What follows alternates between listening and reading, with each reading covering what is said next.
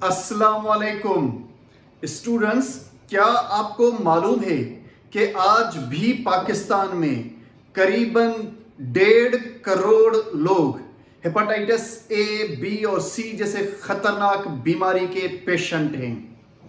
ये हेपेटाइटिस का जो वायरस है जो कि लिवर को लगता है, उसमें लिवर की वो क्या हालत करता है, लिवर को किस तरह से जिगर को डैमेज करता है, आइए आज लिवर के बारे में पढ़ते हैं। तो सबसे पहले आप देख लें कि ये लिवर का स्ट्रक्चर है, ताकि उसके बाद मैं आपको पढ़ाऊं कि लिवर किस तरह से बॉडी के और कौन कौन से फंक्शंस जो है वो कंट्रोल करता है।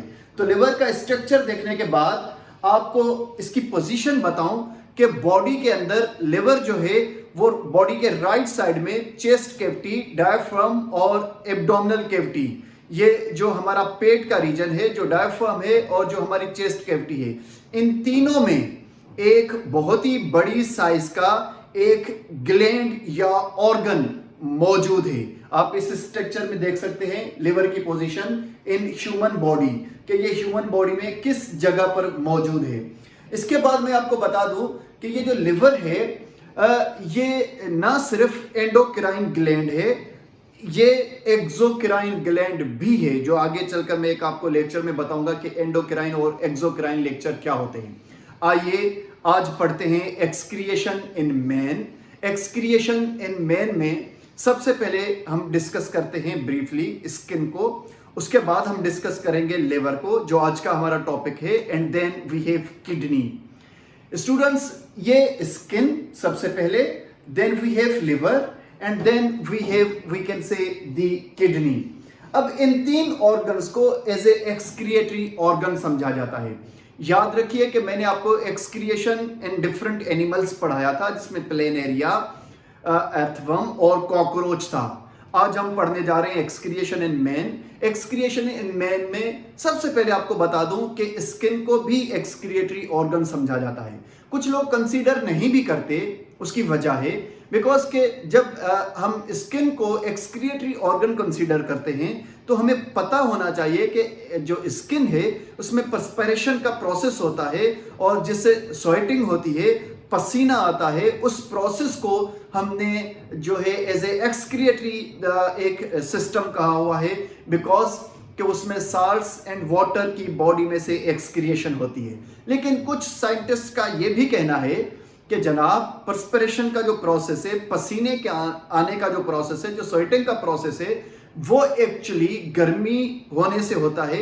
वो एक्चुअली जो है टेम्परेचर को मेंटेन करने के लिए ये प्रोसेस होता है। तो इसलिए स्किन को या पर्सपिरेशन के प्रोसेस को as a thermoregulation, body की हीट या बॉडी के टेम्परेचर को मेंटेन करने के लिए जो है वो प्रोसेस या स्किन को ऑर्गन समझा जाए, ना कि उसको एक्सक्रिएटरी ऑर्गन समझा जाए। नो डाउट जो है इसमें कोई कंफ्यूजन नहीं है। ये ज्यादातर जो स्किन है इसे जो है थर्मो रेगुलेटरी ऑर्गन समझा जाए तो ज्यादा बेहतर है, इन माय ओपिनियन, ये पर्सनल ओपिनियन है मेरा। लेकिन चले खैर, अगर हम इसको एक्सक्रिएटरी ऑर्गन भी समझते हैं तो नो डाउट। लेकिन हमारे पास जो मेनली एक्सक्रिएटरी ऑर्गन है उसमें लिवर, और लिवर के बाद ही बहुत ही अहम जो मेन ऑर्गन है एक्सक्रिएशन का, वो है किडनी इंसान के अंदर। तो हम किडनी को डिस्कस करेंगे, लेकिन आज हम डिस्कस करने जा रहे हैं लिवर, बिकॉज के लिवर जो है वो बॉडी का मेन वाइटल क्रिटिकल ऑर्गन है, एक बहुत ही अहम ऑर्गन है। जैसे ब्रेन, हार्ट और लंग्स जो है, किडनीज और लिवर, ये आप कह सकते हैं कि वाइटल ऑर्गन कहलाते हैं बॉडी के, ये क्रिटिकल ऑर्गन कहलाते हैं। बॉडी इनके सिवा सरवाइव नहीं कर सकती। तो आज हम डिस्कस करने जा रहे हैं लिवर को एक्सक्रिएशन इन मैन में। सबसे पहले मैं आपको बताऊंगा अबाउट लिवर। देखिए स्टूडेंट्स, लिवर जो है वो लिवर सेल्स का प्योरली मसल्स का बना हुआ एक ऑर्गन है, जिसमें कोई बोन वगैरह मौजूद नहीं होती, और ये लिवर सेल्स का बना हुआ एक ऑर्गन है जिसमें ट्रिलियंस लिवर सेल्स मौजूद हैं लिवर ऑर्गन के अंदर। ये बॉडी में चेस्ट कैविटी, डायफ्राम और एब्डोमिनल कैविटी में राइट साइड पर यहां पर ये ऑर्गन मौजूद होता है। आपको बताता चलूं कि ये बॉडी का सबसे बड़ा ऑर्गन और ग्लैंड भी समझा जाता है।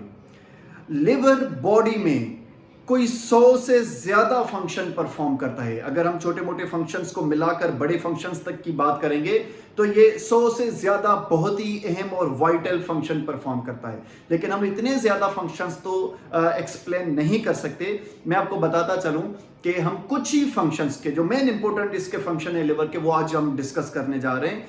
और इस लिवर की साइंस को आप कह सकते हैं कि हेपाटोलॉजी कहा जाता है, something related with the medicine of liver. और इसके बाद जो इसका डॉक्टर होगा उसको हम लोग जो है हेपाटोलॉजिस्ट कहते हैं, जो लिवर के स्पेशलिस्ट होते हैं, जिसमें लिवर और जो है पेनक्रियाज या गाल ब्लेडर, इससे रिलेटेड जो चीज़ें होती हैं ये उनके स्पेशलिस्ट होते हैं।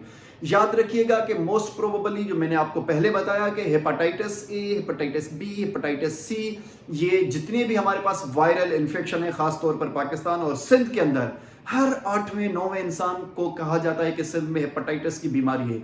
ये भी जिगर या लिवर की बीमारी है। वायरस लिवर को लगता है, जिगर को लगता है, और फिर वहीं से हेपाटाइटिस, आप देखें hepato word something related with liver, तो ये लिवर की बीमारी है, जिगर की बीमारी है। तो जिगर को तबाह कर देता है, ये वायरस डिस्ट्रॉय कर देता है। अब ये जो जिगर की बीमारी है जिसे हम हेपाटाइटिस कहते हैं, ये इतनी ज़्यादा फैल चुकी है, इतनी जो है वो घर में कोई ना कोई एक आध पेशेंट मौजूद है ही एक फैमिली के अंदर। तो इसको कैसे कंट्रोल किया जाए, इसको कैसे जो है हम रोक सकते हैं और इसे कैसे बचाव कर सकते हैं, ये मैं आपको एफएससी पार्ट 1 में जब वायरस पढ़ाऊंगा वहां पर हमारे पास ये टॉपिक मौजूद है हेपेटाइटिस का, तो हम तब डिस्कस करेंगे। लेकिन आज हम यहां पर डिस्कस करने जा रहे हैं लिवर के मेन फंक्शंस। अब देखिए स्टूडेंट्स, लिवर के जो मेन फंक्शंस हैं उसमें मैंने उनको थोड़ी सी यहाँ पर एक लिस्ट बना दी है एज फेडरल का जो हमारे पास जो बुक है उसके हिसाब से, कि लिवर सबसे बड़ा अहम रोल प्ले करता है सिंथेसिस का। इसका मतलब कुछ लिवर बनाता है, कुछ चीजें सिंथेसिस करता है, वो मैं आपसे डिस्कस करूंगा। उसके बाद लिवर कुछ चीजें स्टोर करता है, उसके स्टोरेज की बात करेंगे कि कौन सी चीजें स्टोर करता है। देन लिवर की बात करेंगे कन्वर्जन की, कि वो कुछ चीजें कन्वर्ट करता है एक स्ट्रक्चर में से दूसरे स्ट्रक्चर में। इसके बाद हम बात करेंगे लिवर की रिसाइकलिंग की, कि लिवर जो है रिसाइकलिंग में इन्वॉल्व है, दैट मीन्स कुछ मटेरियल को ये रिसाइकल करता है। और उसके बाद बात करेंगे लिवर के डिटॉक्सिफिकेशन के प्रोसेस की, कि ये कुछ स्पेशल ड्रग्स को और पॉइजनस चीजों को डिटॉक्सिफाई करता है।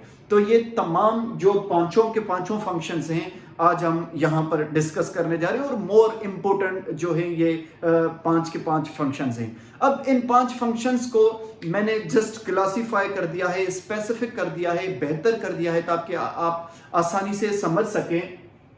कि मैंने सबसे पहले यहाँ पर लिखा है A, metabolism of carbohydrates, then we have B, deamination and urea formation, ये दूसरा लिवर का बड़ा अहम फंक्शन है। तीसरे नंबर पर मैं आपको पढ़ाने जा रहा हूं प्रोडक्शन ऑफ बाइल, ये नंबर 3 पर इसका फंक्शन है, डिटॉक्सिफिकेशन। और उसके बाद हमारे पास ई में है formation of cholesterol. Now if we can say the thermoregulation, and now we have in the last storage of vitamins and some other things. तो ये हमारे पास ये कुछ हैं फंक्शंस जो हम आपसे डिस्कस करने जा रहे हैं। सबसे पहले हम देखते हैं मेटाबॉलिज्म ऑफ कार्बोहाइड्रेट्स। याद रखिएगा स्टूडेंट्स के लिवर का सबसे बड़ा और अहम जो रोल है वो है metabolism of carbohydrates, lipids and plasma proteins synthesis करना। अब देखिए मेटाबॉलिज्म ऑफ कार्बोहाइड्रेट्स में हमें बताया गया है कि कार्बोहाइड्रेट्स हम कहते हैं शुगर को, जो आप ईट करते हैं उसके अंदर जितनी भी चीजें मौजूद होती हैं या तो लिपिड होंगी या प्रोटीन होगी या कार्बोहाइड्रेट्स होंगी। तो कार्बोहाइड्रेट्स एज ए एनर्जी का रोल प्ले करते हैं हमारी बॉडी के अंदर। हमें पता है कि एज ए फ्यूल जो काम करती है हमारी बॉडी में वो शुगर है, वो कार्बोहाइड्रेट्स होते हैं। तो लिवर क्या करता है, उसकी मेटाबॉलिज्म में इन्वॉल्व है। कैसे, मैं आपको बताता चलूं कि फर्ज करें कि हमारे पास हमें जो है वो शुगर की ज़रूरत थी। आप कह सकते हैं कि आप यूं अंदाज़ा लगा लें कि आपको जैसे एक बिरयानी की प्लेट की ज़रूरत थी और आप बिरयानी बड़ी अच्छी थी, आपने 2 प्लेट बिरयानी खा ली। अब उसके अंदर जितनी भी शुगर मौजूद होगी, जितना भी कार्बोहाइड्रेट्स था, वो हद से ज़्यादा आपने खा लिया। आपने पेप्सी भी पी उसके साथ, और जो है आपने कुछ और चीज़ें भी, सैलेड भी उसके साथ खा लिया। तो ये तमाम चीज़ें जब आपकी बॉडी में जाएंगी, ज़रूरत कम चीज़ों की थी 50% चीज़ों की ज़रूरत थी, आपने 100% चीज़ें खा ली, तो उसके अंदर जितना भी कार्बोहाइड्रेट्स होगा, लिवर क्या करता है कि उस बची हुई बॉडी की शुगर को कन्वर्ट कर देता है ग्लाइकोजन में। आपको पता होना चाहिए कि ग्लाइकोजन को स्टोर भी कर देता है अपने पास लिवर, और फिर जब ज़रूरत पड़ती है तो फिर उसी ग्लाइकोजन को दोबारा इस्तेमाल कर लेता है, किसमें? ग्लूकोज में कन्वर्ट कर देता है। तो ये इसका फंक्शन है कन्वर्जन का। देखिए स्टूडेंट्स, इसका सिंपल एग्जांपल आपको रोजे का देता हूं कि हम जब रोजा रखते हैं तो रोजे में हम सुबह बहुत ज्यादा खा लेते हैं कि यार दिन को भूख ना लगे। तो ज्यादा खाने से क्या होता है कि हमारे पास शुगर ज्यादा आ जाती है और वो शुगर स्टोर हो जाती है।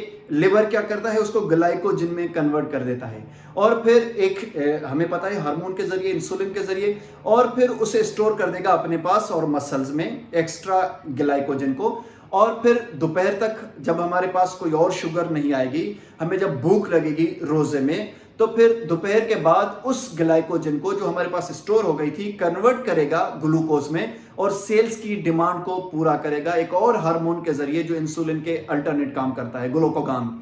तो इस तरह से लिवर क्या करता है? कार्बोहाइड्रेट्स को मेटाबोलाइज करता है, उनको कन्वर्ट करता है कभी ग्लाइकोजन में कभी ग्लूकोज में, बॉडी की रिक्वायरमेंट के हिसाब से। इसके अलावा आपको बता दूं कि लिवर जो है वो लिपिड्स की मेटाबॉलिज्म में भी इन्वॉल्व होता है। लिपिड को ब्रेक करके कोलेस्ट्रॉल बनाता है, लिपिड को मॉडिफाई करता है, एंड फाइनली अगर हमारी बॉडी में से कार्बोहाइड्रेट्स और लिपिड्स भी खत्म हो जाते हैं तो प्रोटीन्स को कन्वर्ट करता है, we can say in the form of glucose. लेकिन आप यहां पर बस जहन में ये रखें कि metabolism of carbohydrates and lipids में इन्वॉल्व है लिवर। इसके अलावा प्लाज्मा प्रोटीन सिंथेसिस करता है लिवर।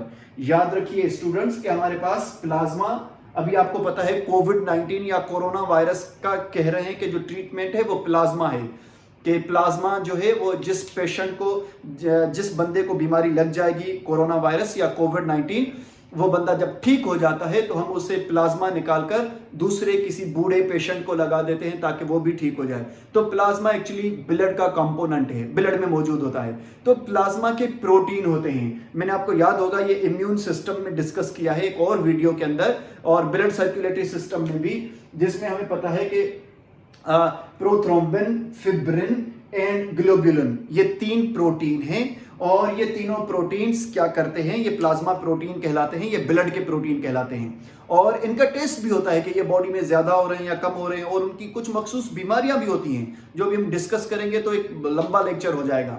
लेकिन इन तीनों ऑलमोस्ट प्रोटीन का काम ये होता है कि ब्लड क्लॉटिंग में मदद करते हैं। जब आपको कोई कट लगता है, कोई डैमेजिंग आ जाती है, तो फिर ये हमारे पास जो है उस ब्लड को रोकने में, उस कट को, उस डैमेज को, जो है उस इंजरी को रोकने में तीनों प्रोटीन मदद करते हैं। इसके अलावा ब्लड के अंदर होम्योस्टेसिस को भी ये मेंटेन करते हैं, तीनों प्रोटीन्स ब्लड की होम्योस्टेसिस को।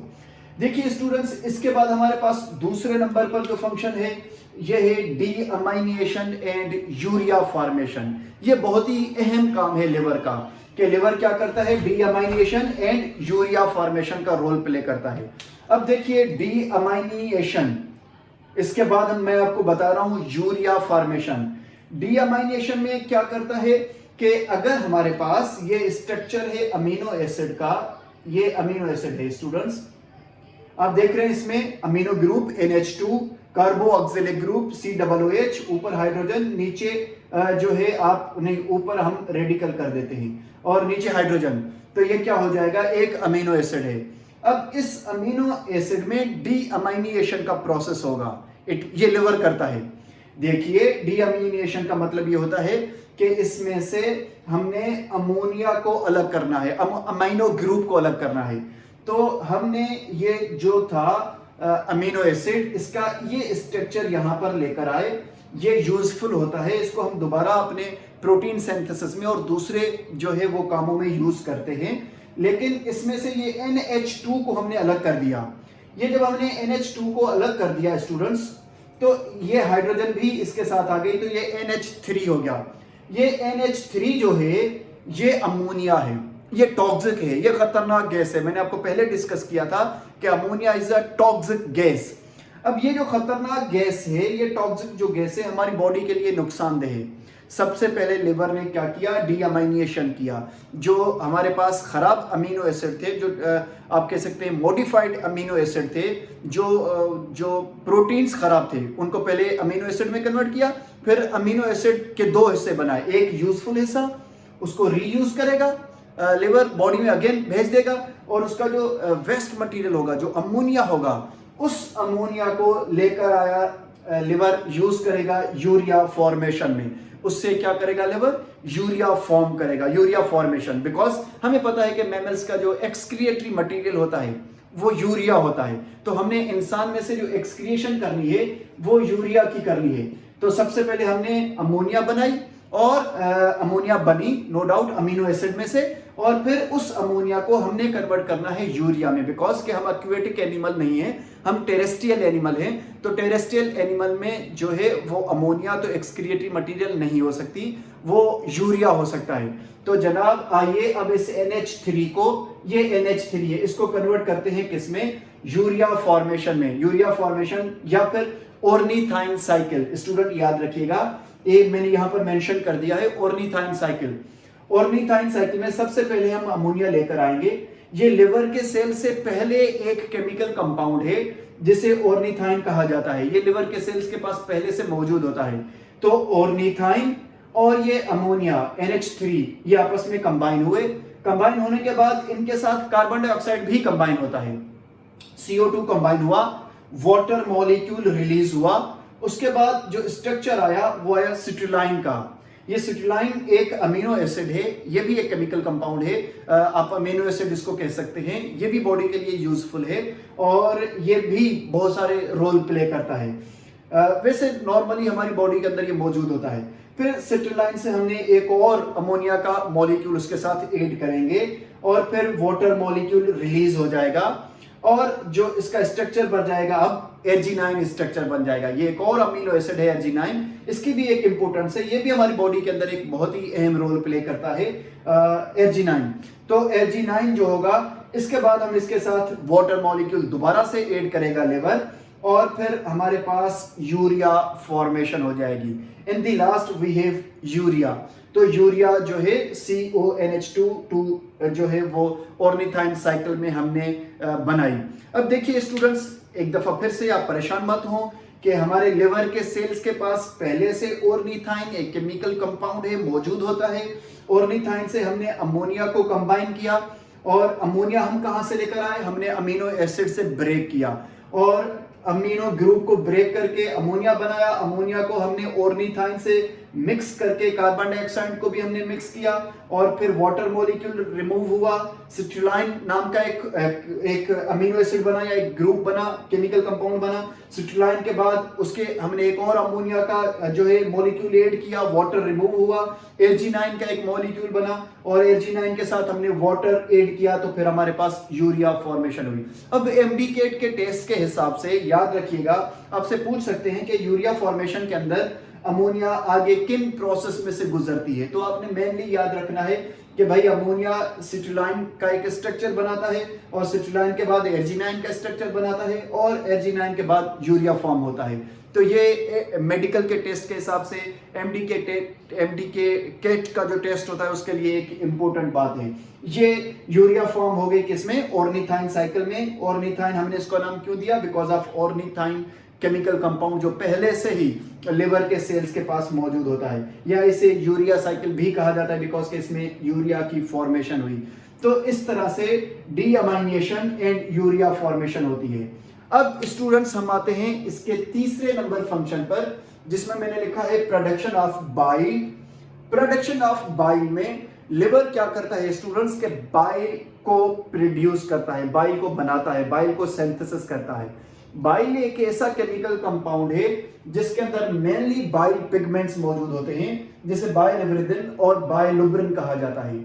ये दो पिगमेंट हैं, और ये दो पिगमेंट कहां से आए, ये RBC में से आते हैं। देखिए स्टूडेंट्स, रेड ब्लड कर्पल्सल जो होते हैं, रेड ब्लड सेल्स जो होते हैं, उनकी जिंदगी 120 दिन होती है। अब ये 120 दिन के बाद डेड हो जाते हैं, मर जाते हैं। तो रोजाना के तौर पर हमारी बॉडी में करोड़ों अरबों की तादाद में, मिलियंस ट्रिलियंस की तादाद में RBC नए बनते हैं, और नए बनने के बाद रोजाना इतने ही ट्रिलियंस की तादाद में मर भी रहे होते हैं, डेड भी हो रहे होते हैं। चूंकि 120 दिन जिंदगी पूरी करने के बाद ये डेड हो जाते हैं। मिसाल के तौर पर आज भी मेरी बॉडी के अंदर मिलियंस की तादाद में आरबीसी डेड हो रहे होंगे। ये कब बने थे? ये 120 दिन पहले बने थे। और जो आज बन रहे हैं ये 120 दिन बाद डेड होंगे। जो कल बनेंगे वो 121 दिन के बाद डेड होंगे। जो परसों मेरी बॉडी में बनेंगे वो 122 दिन के बाद डेड। तो ये रोजाना के हिसाब से ट्रिलियंस की तादाद में बॉडी में बन रहे होते हैं, ट्रिलियंस की तादाद में मर रहे होते हैं। अब सवाल ये पैदा होता है कि सर अगर करोड़ों की तादाद में आरबीसी हमारी बॉडी में बनते हैं और डेड हो रहे होते हैं, तो ये जो डेड हो रहे होते हैं ये कहां जा रहे हैं? तो जनाब नो डाउट ये डेड आरबीसीज लिवर में आते हैं। और फिर लिवर या जिगर क्या करता है कि उनको डाइसेक्ट करता है, उनको जो है डेड आरबीसीज को ब्रेक करके उनका जो यूजफुल मटेरियल होता है वो दोबारा बोन मेरो में चला जाता है। याद रखिए कि आरबीसी रेड ब्लड कार्पल्सल जो है वो बोन मेरो में बनते हैं। बहुत सारे लोगों का ख्याल यह है कि जो खून होता है वो हमारा लिवर बनाता है, जिगर बनाता है। नहीं, खून जिगर नहीं बनाता, खून बोन मेरो में हड्डियों के अंदर बनता है। हमेशा ब्लड जो है वो बोन के अंदर बनता है, बोन मेरो बनाता है उसे। लेकिन लिवर के और काम हैं, उनमें से एक काम ये है कि ये जो डेड सेल होंगे आरबीसी उनको ये ब्रेक करने के बाद उनका यूजफुल मटेरियल बॉडी में वापस चला जाएगा। लेकिन जो रॉ मटेरियल होगा वो दो तरह का होगा। एक स्प्लीन में जाकर जो है वो स्टोर हो जाता है। स्प्लीन, इसलिए स्प्लीन एक ऑर्गन है बॉडी का जिसे ग्रेवयार्ड ऑफ बॉडी भी कहा जाता है, जिस्म का कब्रिस्तान। तो वहां पर आरबीसी डेड जो होंगे वो दफना दिए जाएंगे, दफन हो जाएंगे। उनका यूज मतलब 3 हिस्सों में हम आरबीसी को डिवाइड करते हैं। यूजफुल मटेरियल बोन मेरो में चला जाएगा, बिल्कुल ही खराब मटेरियल जो होगा वो स्प्लीन में स्टोर हो जाएगा, और जो उससे ज्यादा खराब होगा जैसे ये पिगमेंट है बाइलिरुबिन और बाइलिरुबिन, ये जो होंगे बाइल के साथ मिक्स होकर ये बाइल में मिल जाते हैं। और फिर बाइल जो होगा वो लिवर में से नीचे आएगा बाइल डक्ट के जरिए, और फिर हमें पता है गाल ब्लैडर में स्टोर होगा। गाल ब्लैडर के बाद ये आएगा स्मॉल इंटेस्टाइन में। तो याद रखिए ये लिवर है, लिवर में से क्या हुआ कि बाइल नीचे आया, स्टोर हुआ कहां पर? गाल ब्लैडर में। This is what the gall bladder. और इसके बाद हमारे पास गाल ब्लैडर से फिर ये नीचे आया कहां पर? स्मॉल इंटेस्टाइन में। जी, आप अब आया ये स्मॉल इंटेस्टाइन में। तो स्मॉल इंटेस्टाइन से फिर ये चला जाता है अनडाइजेस्टेड फूड से, स्टूल में से पास आउट होकर बॉडी में से ये पिगमेंट्स रॉ मटेरियल हैं, ये एक्सपेल आउट हो जाते हैं। याद रखिएगा कि ये जो 2 पिगमेंट हैं हमारे स्टूल को, हमारे वेस्ट मटेरियल को, हमारे लेटरिन बाथरूम को जो कलर देते हैं ना, वो यही 2 पिगमेंट देते हैं। बिकॉज आप दूध पिए, आप किसी भी कलर का ईट करें, आप चॉकलेट खाएं, आप ऑरेंज खाएं, आप वुटएवर किसी भी कलर का जब ईट करते हैं तो वेस्ट मटेरियल अनडाइजेस्टेड फूड जो होता है, जो स्टूल होते हैं, जो फीसेस होते हैं बॉडी के, वो हमेशा एक ही कलर के होते हैं। अब सवाल ये पैदा होता है कि यार मैं तो सफेद कलर का मैंने दूध पिया था, लेकिन अनडाइजेस्टेड फूड जो था, फिशेस या स्टूल जो थे, वो तो किसी और कलर के एक्सपेल आउट हुए, वो सफेद कलर के तो नहीं थे। अब वजह क्या हुई कि उसके साथ जो ये 2 पिगमेंट्स थे वो आकर जब मिक्स हो जाते हैं फूड के साथ, तो जो अनडाइजेस्टेड फूड होता है, जो स्टूल होते हैं, उनका कलर चेंज हो जाता है। तो ये इसीलिए कलर चेंज होता है बिकॉज ऑफ दीज 2 पिगमेंट्स। तो ये अब पहले सबसे पहले बाइल कहां पर स्टोर होगा? गाल ब्लैडर में, और गाल ब्लैडर के बाद नीचे आएगा। देखिए बाइल के अंदर ना सिर्फ ये 2 पिगमेंट होंगे, बल्कि बाइल के अंदर बाइल साल्ट्स होते हैं। बाइल साल्ट्स में सबसे पहले हमारे पास सोडियम ग्लाइकोलेट एक एग्जांपल है। इसके अलावा इसमें कोलेस्ट्रॉल पाया जाता है बाइल में फॉस्फोलिपिड के मॉलिक्यूल पाए जाते हैं, बाइल के अंदर म्यूकस पाए जाते हैं। Bile something you know the combination of so many things. तो एक ये ग्रीनिश येलोइश कलर का एक ऐसा म्यूकस, एक ऐसा केमिकल है जो कि बहुत सारी चीजों का बना हुआ है, जिसमें बाइल साल्ट्स भी हैं, बाइल पिगमेंट्स भी हैं, वाटर भी है, म्यूकस भी है, फॉस्फोलिपिड्स के मॉलिक्यूल भी मौजूद होते हैं। अब ये बाइल जो है जब यहां से लिवर से आएगा तो ये गाल ब्लैडर में स्टोर हो जाएगा। गाल ब्लैडर एक छोटा सा, जिसे पित्ता कहा जाता है। यार तुम तो बेपित्ता निकले, इस हिंदी में मिसाल दी नान, यार तू तो बेपित्तो वो बेपित्ता जो ऑर्गन है, वो जो सॉरी पित्ता जिसे गाल ब्लैडर कहा जाता है, उसमें बाइल स्टोर होता है। और याद रखिए स्टूडेंट्स, कि कभी कभार गाल ब्लेडर का स्टोन भी बन जाता है कुछ लोगों में। अब जिसमें लिवर प्रॉपर काम नहीं करेगा, जिन लोगों में या हेपेटाइटिस की बीमारी होगी, या उनके पास लिवर का कोई और प्रॉब्लम होगा, लिवर कैंसर होगी, या लिवर के साथ कोई और इशू होगा, तो लिवर कोलेस्ट्रॉल को सही से नहीं बनाएगा, उसकी सिंथेसिस सही से नहीं करेगा, या ज्यादा कर देगा या कम कर देगा। फिर बॉडी में कोलेस्ट्रॉल ज्यादा हो जाएगा, कोलेस्ट्रॉल ज्यादा हो जाएगा तो लिवर क्या करेगा कि यार कोलेस्ट्रॉल को ज्यादा बॉडी में हो गया है, उसको बाहर भेजो। अब जब कोलेस्ट्रॉल को नीचे की तरफ ज्यादा जो है वो बाइल के साथ एक्सक्रिएट आउट किया जाएगा, तो कोलेस्ट्रॉल गाल ब्लेडर में यहां पर स्टोर हो जाएगा। याद रखिए, कोलेस्ट्रॉल के मॉलिक्यूल की एक खराब आदत होती है कि वो जहां पर जमा हो जाते हैं वहां पर स्टोन बना देते हैं। तो ये गाल ब्लेडर में जब स्टोर हो जाएंगे, गाल ब्लेडर में जब पहुंचेंगे तो ये स्टोन बना देंगे, पत्थर बना देंगे, और इसे गाल ब्लेडर का स्टोन कहा जाता है।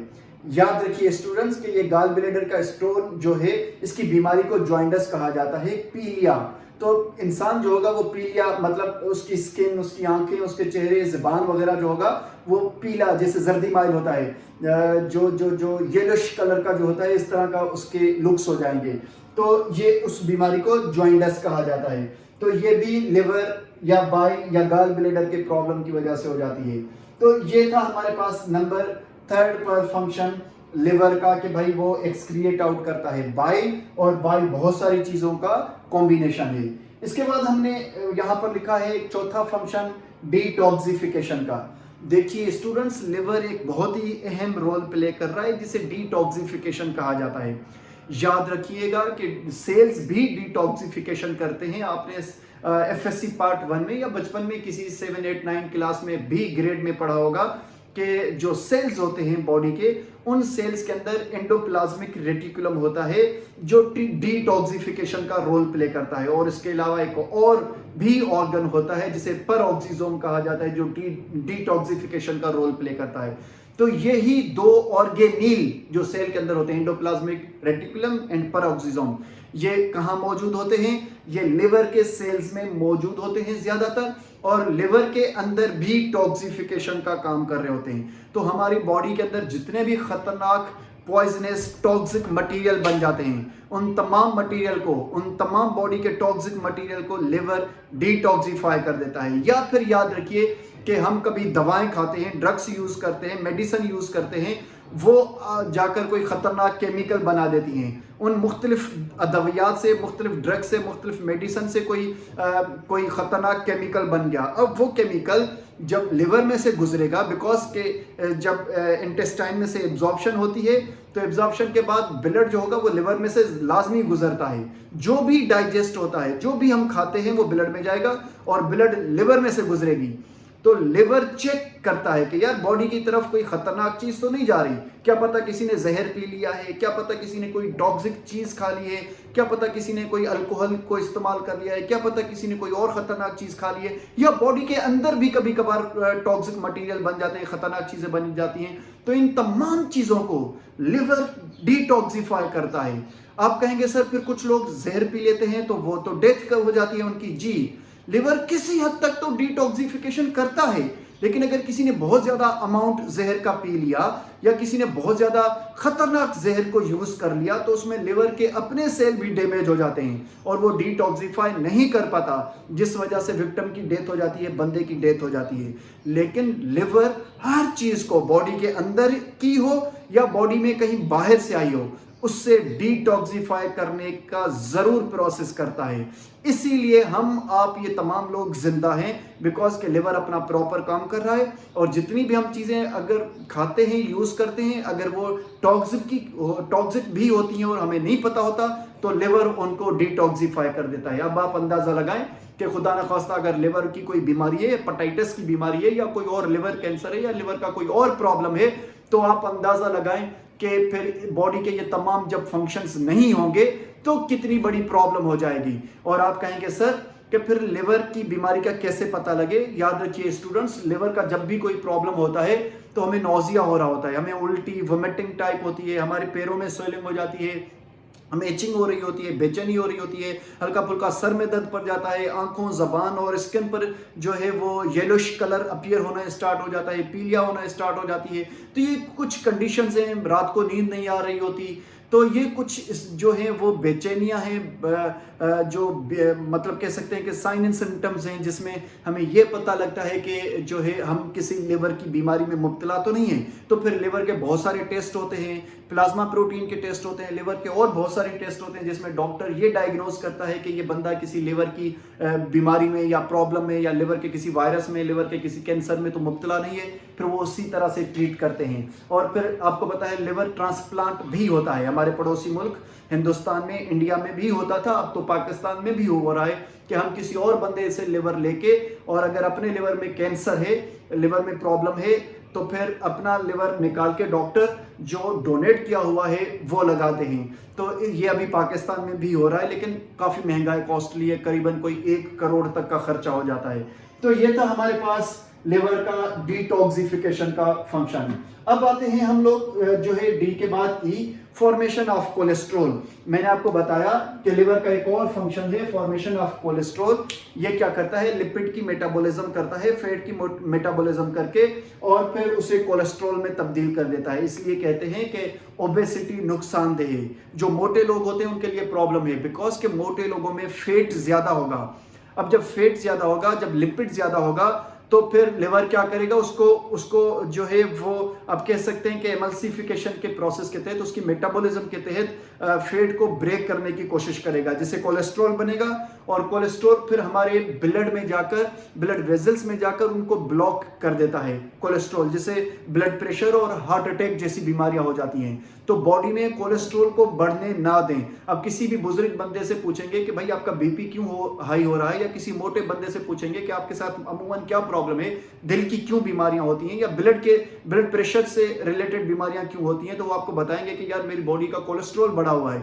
तो प्लीज कोलेस्ट्रॉल को नहीं बढ़ाएं। कोलेस्ट्रॉल जो है उसको कंट्रोल में रखने के लिए एक्सरसाइज बहुत ज्यादा जरूरी होती है।